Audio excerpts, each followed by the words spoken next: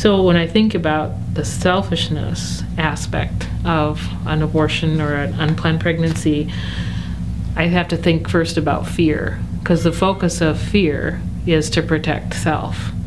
So if I'm talking to someone who's selfish, I want to focus on, tell me what your greatest fear is.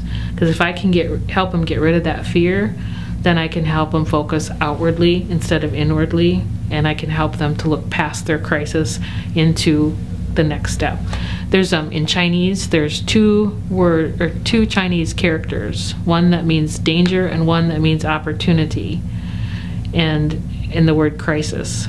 And when you're in a crisis, it can be danger or opportunity. The danger is that we'll act in fear, and that we'll think self-focused, and we'll do what we want to do, forget the consequences.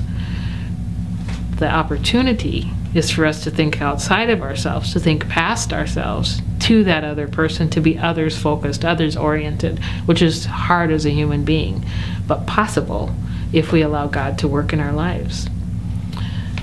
I've had people who are devout Christians who've said, I'm having an abortion and I'll deal with the consequences later. I've had people who are devout atheists who've said, now that I've thought about it, I'm not going to have an abortion. But it doesn't have anything to do with God. It just has to do with the fact that now I'm thinking about this other person.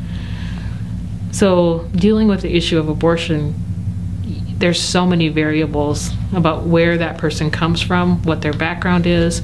It's not a one-size-fits-all piece, and you have to be really careful to take it one person at a time.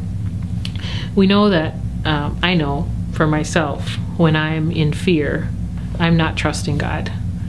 And when I'm in fear, I'm in a mode of self-protection. And for many women, abortion is a self-protective act. It's me or this kid, and it's not going to be me.